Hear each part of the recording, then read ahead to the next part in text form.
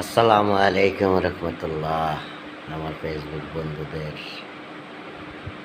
মুক্তিযোদ্ধা পরিবারের সকল সদস্যদেরকে জানাই ঈদ মুবারক। আল্লাহ পাক ভালো রেখেছে।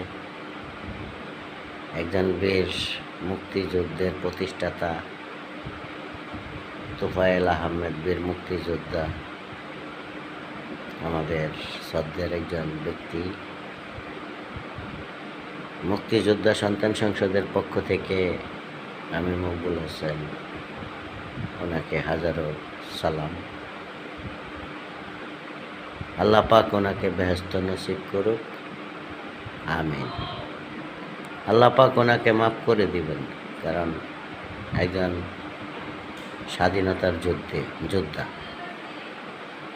যে প্রতিষ্ঠাতা, এই দেশকে লাল সবুজের পতাকা দিয়েছিলেন, এই রাষ্ট্রভূমত্বকে দিয়েছিলেন, এই বাংলাদেশের ম্যাপ এনে দিয়েছিলেন। তবে আগামী দিন আরও কিছু ঘটবে, দেখতে পারবেন আপনারা সবাই। ইতিহাস কাউকে ক্ষমা করে না।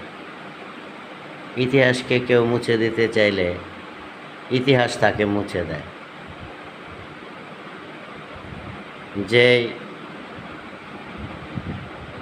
পাকিস্তানের প্রেতাত্মা বাংলাদেশকে ক্ষতি করতে চেয়েছিল, তাদেরকে বাংলার মাটিতে বিচার হবে। আস্তে আস্তে শুরু হচ্ছে, সামনে দেখবেন জটিল কোনো কিছু হতে পারে, হবে, সময় নেবে। তা মুক্তিযুদ্ধের পক্ষে, স্বাধীনতার পক্ষে 18 কোটি মানুষের মধ্যে ধরেন 17-20 কোটি মানুষ বা 18-20 কোটি মানুষই ধরেন, তা 20 কোটি মানুষের মধ্যে প্রায় 15-16 কোটি ধরেন স্বাধীনতার পক্ষে, আর বাকি বিভিন্ন সংগঠনের, এর মধ্যে ধরেন 1 কোটি জামাত শিবিরের, যারা পাকিস্তানের বীজ, পাকিস্তানের বীজ থেকে জন্ম হয়েছে না নাতিপুতিরা, তাদেরকে আগামী দিন চরম খেসারত দিতে হবে বাংলার মাটিতে।